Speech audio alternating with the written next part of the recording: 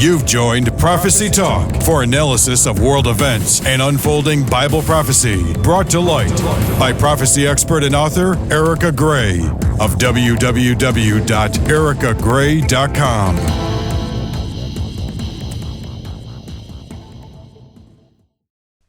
In the book of Revelation, Jesus stands among the lampstands and speaks to the seven churches. When Jesus speaks to the church of Smyrna, which are the tribulation Christians, in his letter to the church at Smyrna, he starts off by addressing himself as the first and the last who was dead but came to life. What is significant about Jesus identifying that he is the first and the last is this is how Jesus identifies himself to John as he begins to reveal the Revelation prophecy. Now, they are now in the days of the fulfillment of the revelation and the end of the age, which is why I believe to the church of Smyrna, he now identifies himself as the first and the last.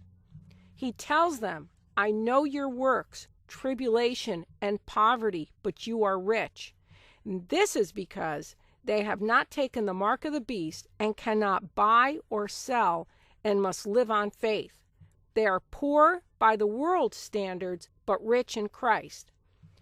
Jesus then goes on to tell them in verse 9, I know the blasphemy of those who say they are Jews and are not, but are of the synagogue of Satan.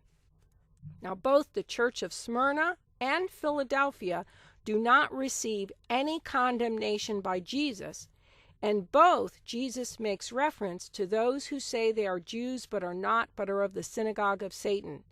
Jesus ends by saying, do not fear any of those things you are about to suffer. Indeed, the devil is about to throw some of you into prison that you may be tested, and you will have tribulation 10 days.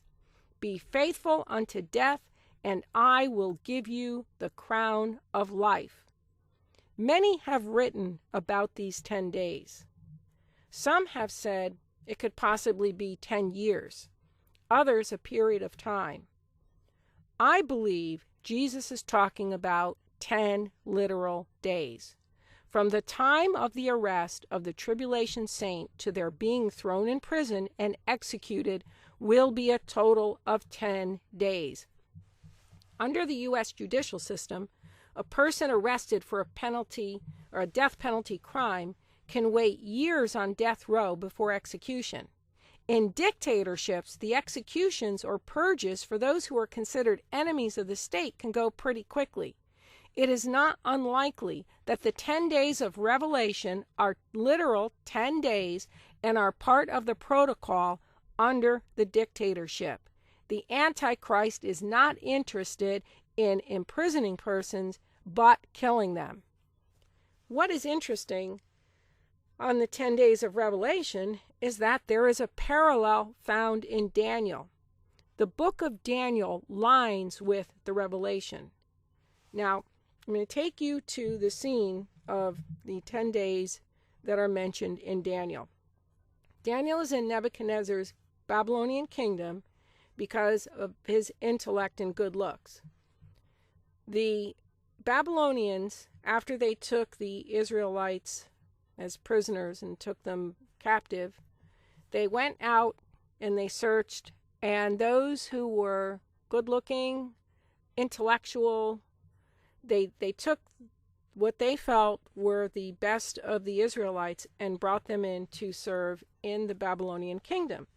So this is how Daniel ended in the Babylonian kingdom, and as along with his friends. Now, he's in the kingdom basically because of what they feel he can offer them. And a eunuch who's in the kingdom becomes very friendly with Daniel, and he likes Daniel. And it states in the Bible that God gives him favor with this eunuch. And Daniel asks the eunuch, he said that he didn't want to eat the food of the king because he didn't want to defile himself. And Daniel states stated in Daniel 1:12, please test your servants for 10 days and let them give us vegetables to eat and water to drink. Didn't Jesus tell Smyrna that they will be tested and they will have tribulation 10 days? Daniel drank water and ate herbs and vegetables. Jesus is the living waters, and among the vegetables and herbs are the bitter herbs of the tribulation they are now suffering and will partake in. Just as Jesus suffered, they will now suffer, and just as the Israelites ate the bitter herbs to remember the bitter suffering that they suffered under bondage to Israel, now we have the tribulation saints who are also in bondage in the Antichrist prison. Like Daniel and his friends who lived on vegetables and herbs, it's meager substance. The tribulation saints are thrown in prison and will basically only have a roof sheltering them from storm as any provision. And now Daniel and his friends, they were tested 10 days. And at the end of the 10 days, their appearance was better and healthier than the men who ate the portion of the king's delicacies. During the tribulation, the king's delicacies come from taking the mark of the beast. Despite their tribulation, and I'm talking about the tribulation saints right now, and they're being in prison, they're in a spiritually healthy condition, better than those who take the mark of the beast and have this world's foods and luxuries. To God in heaven, their spiritual face is fatter and healthier than those who follow after the Antichrist, who, by taking the mark of the beast, they've brought death onto themselves. So in comparison, you can see the tribulation saints as looking healthy to God, but those who take the mark of the beast as looking like skeletons because they've brought death onto themselves. Now, while this is for the tribulation saints, as the book of Daniel continues, we come to Daniel chapter 3, the worship of the golden image. And I believe that this passage, as the book of Daniel continues, it's also for the tribulation saints. Here we have a double 6 for the image is 60 cubits high and 6 cubits wide. Daniel does not worship the image, and this is now beginning to sound like Revelation chapter 13, and the image of the beast that everyone in the world is going to worship. We know that the Antichrist image is hooked up with the mark of the beast, and the Revelation tells us that they who worship his image and also take his mark, well, they're going to basically end up in the lake of fire. And Daniel and his friends, now as the story continues, Daniel and his friends get thrown into the fiery furnace, and there is a fourth person in there with them, and we know this is Jesus, and they come out unharmed.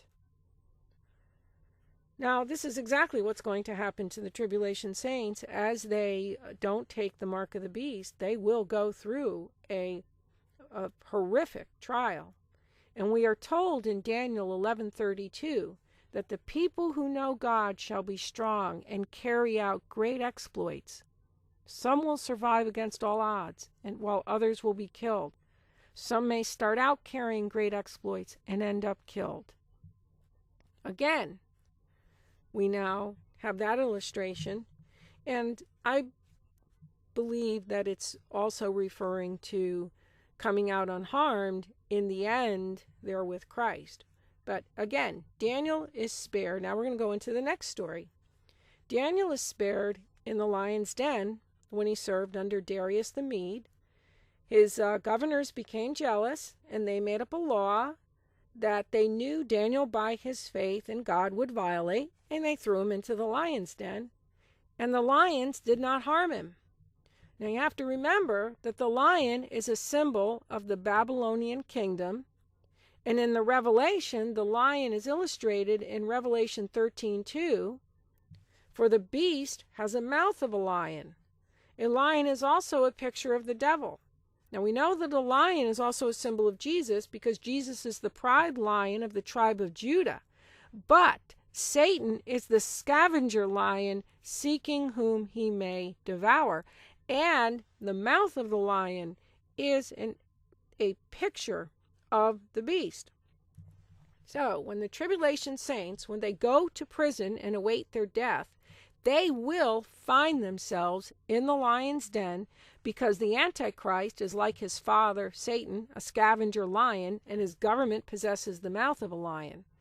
Jesus in Matthew 10:28 tells us not to fear those who can kill the body, but cannot kill the soul.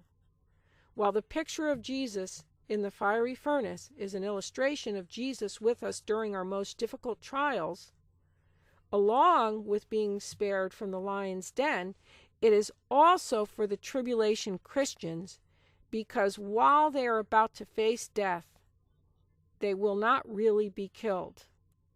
The lion's den, which is the prison they find themselves in, and the fiery furnace of their 10-day tribulation has no power over them.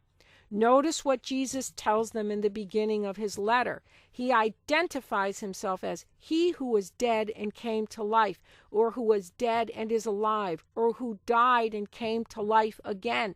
What Jesus is telling them is that though they are about to die like him, it will be meaningless, because in him they will live after their death. This is powerful. And it goes back to what I stated about Jesus, in the fiery furnace, mentioning that again, about him being with them and coming out, even if they were. We know that in the book of Daniel, he survives. But if Daniel had gone through it, literally had gone through it, he still would have survived, because he would be up with the Lord. And I believe that's what this is speaking about, and it's speaking to the tribulation saints. We see the martyred. We see them under the altar in Revelation 6:9-10, and we are told they are killed for the word of God and their testimony, and they are crying to God to avenge their deaths. In verse 11, they are given their white robes and told to wait longer, as their brethren would be killed like they were. During the tribulation, you gain salvation by not taking the mark of the beast or becoming joined with him. In conclusion, Jesus states in Revelation, the devil is about to throw some of you in prison that you may be tested, and you will have tribulation 10 days. And Daniel confirms, and it is written in Daniel, please test your servants for 10 days. And further down in Daniel, so he consented with them in this matter and tested them 10 days. These days are literal days from the time of the arrest to the execution under the Antichrist dictatorship. And the book of Daniel is an amazing book, because not only does it parallel with the book of Revelation, but it offers unbelievably profound messages for the tribulation saints that are going to be living and suffering during those final years, during the earth's final days. Jesus closes the book of Revelation, declaring, "Behold, I am coming quickly." John 20:21 records, "These things are written, that you may believe that Jesus is the Christ, the Son of God, and that believing you may have life in his name." John 3:15 promises that whoever believes in him should not perish, but have everlasting life. Trust in Jesus today. He lives, and he is returning.